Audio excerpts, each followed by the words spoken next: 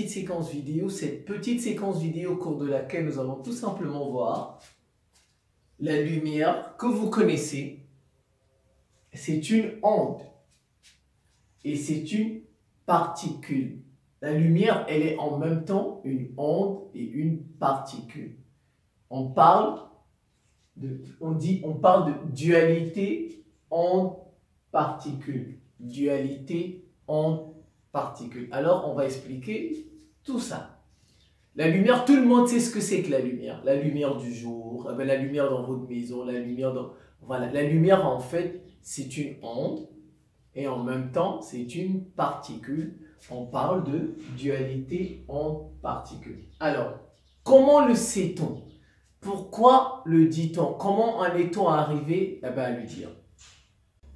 Alors donc, les physiciens ont fait des expériences. On fait des expériences principalement deux. Bon, je ne vais pas citer en ordre, je dis seulement donc la première, voilà, ça ne veut pas dire que c'était la première, donc je ne vous donne pas l'ordre. Alors ils ont fait deux expériences qui nous montrent que la lumière est une onde, et que la lumière est une particule. La première expérience, c'est l'expérience de diffraction, c'est le phénomène de diffraction. L'expérience de la diffraction de la lumière d'un laser par une ouverture. Voilà, cette expérience, ou bien le phénomène de diffraction, montre que la lumière, en fait, est une onde. La lumière que vous voyez là, c'est une onde, et plus précisément une onde électromagnétique. C'est une onde électromagnétique. Voilà, ça c'est l'expérience de diffraction, ou tout simplement c'est le phénomène de diffraction qui le montre.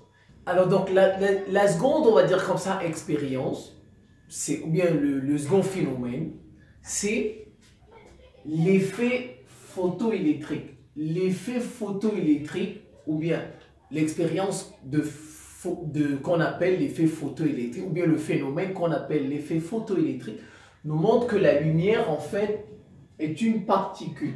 Vous voyez, la diffraction nous montre qu'il s'agit d'une onde électromagnétique. Et l'effet photoélectrique nous montre qu'il s'agit d'une particule. En fait, qu'il s'agit d'un flux de particules. Un flux de particules. Si vous voulez, on peut dire que la lumière, elle est composée de particules.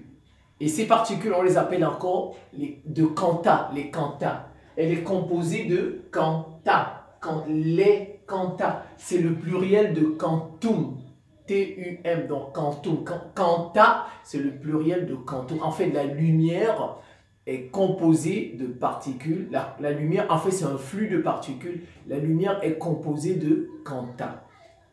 Et bien, alors, ces quanta-là, ces particules-là, comment les appelle-t-on? Les particules dont la lumière est composée. Comment appelle-t-on ces particules? Alors, comment appelle-t-on ces particules? Ces particules, c'est tout simplement des photons. On les appelle des photons. Et les photons, en fait, ce sont des grains de lumière. Des grains de lumière, comme on dit, des grains de sable ou bien des grains de sel. Voilà, ces particules, on les appelle les photons. En fait, les photons, ils transportent de l'énergie. Les photons transportent de l'énergie et ils possèdent une certaine quantité de mouvement. Ils possèdent une certaine quantité de mouvement que l'on note P. Que l'on note P, regardez, P égale M fois V. La quantité de mouvement égale la masse fois la vitesse. Mais ici, cette vitesse-là, pour qu'on ait cette formule, qu'est-ce qui nous a montré que la lumière est un flux de particules, que la lumière est une particule, que la lumière est constituée de particules qu'on appelle les quanta.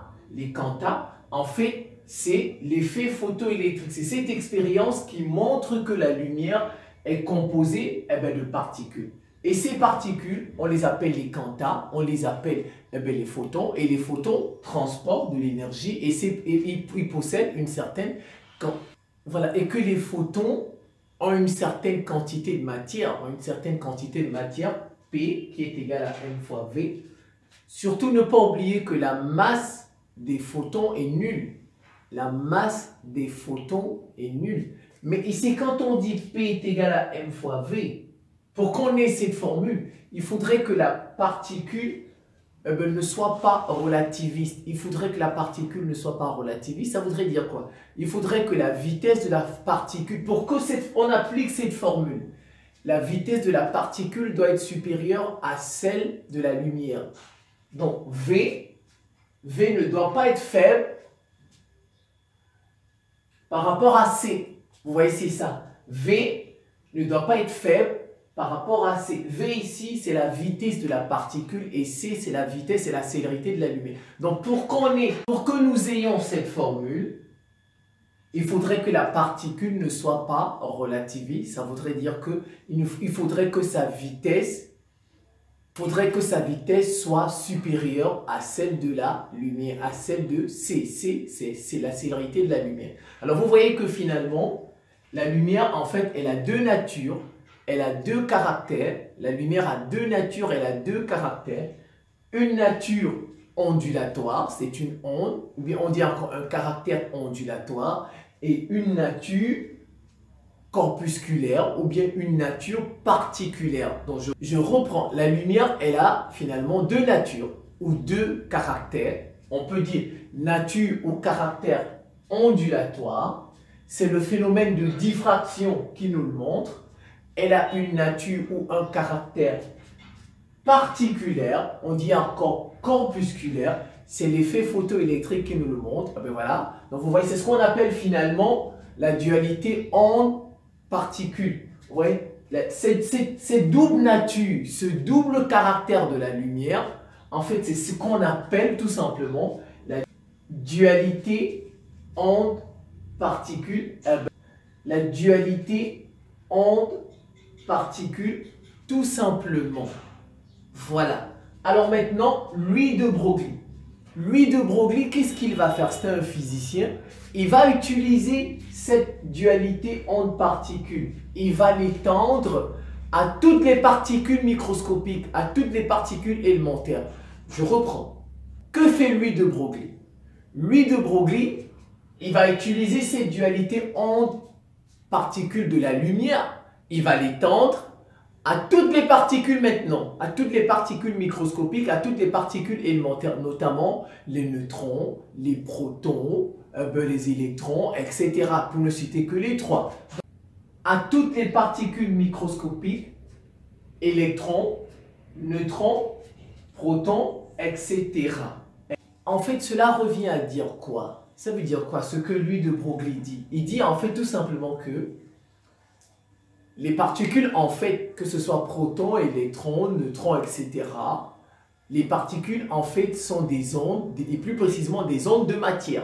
Voilà, sont des ondes de matière, et ces particules ont une quantité de mouvement. Voilà, tout simplement une quantité de mouvement. Donc, regardez, cela revient à dire que la matière corpusculaire a aussi un comportement ondulatoire. Ça veut tout simplement dire que les particules, en fait, sont des ondes de matière. Les particules élémentaires microscopiques sont des ondes de matière, ont un comportement ondulatoire. Et puis, il a énoncé finalement une loi, une équation qu'on appelle P égale H sur lambda.